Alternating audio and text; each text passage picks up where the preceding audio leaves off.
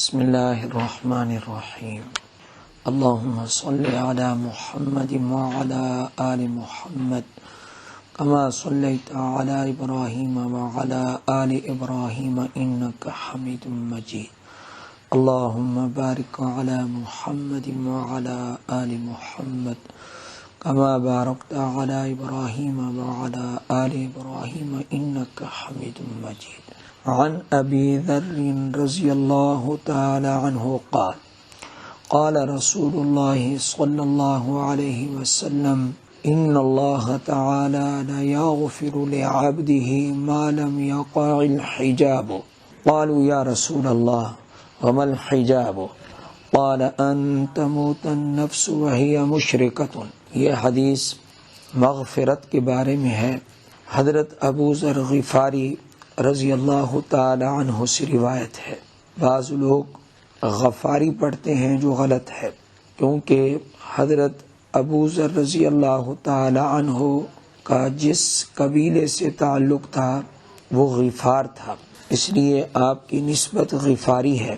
فرماتے ہیں کہ رسول اللہ صلی اللہ علیہ وآلہ وسلم نے ارشاد فرمایا، ان اللہ تعالی، بے شک اللہ تعالی، لا یغفر لعبده ما لم یقع الحجاب، اللہ تعالی ضرور اپنے بندے کی بخشش فرما دیتے ہیں جب تک حجاب واقع نہ ہو۔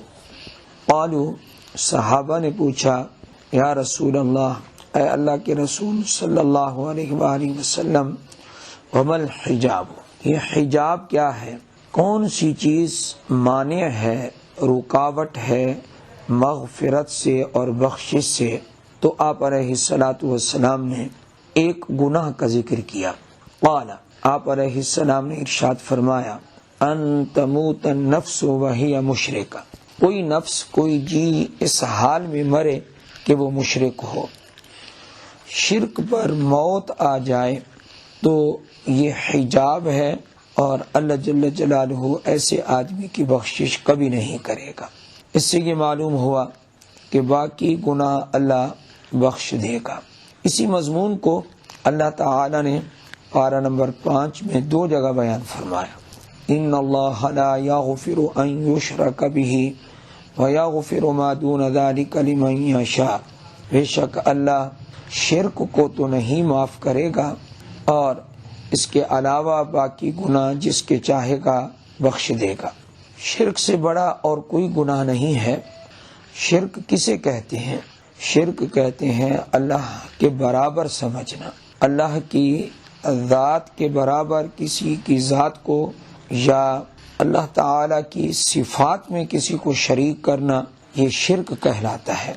نہ تو اللہ کی ذات جیسی کوئی ذات ہے، نہ اللہ تعالی کی صفات جیسی کسی کی صفات ہے، یعنی اللہ کا علم جتنا ہے اتنا علم اور کسی کا نہیں ہے، اللہ کا علم جتنا یقینی اور قطعی ہے اتنا علم اور کسی کا نہیں ہے۔ اسی طرح سمع ہے، بصر ہے، جتنا اللہ سنتا ہے، جتنا اللہ دیکھتا ہے، اور کوئی نہ سن سکتا ہے نہ دیکھ سکتا ہے۔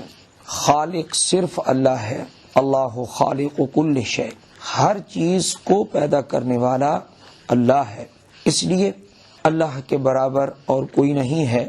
شرک سے اگر کوئی شخص بچ جائے گا تو امید ہے کہ اس کی مغفرت ہو جائے گی۔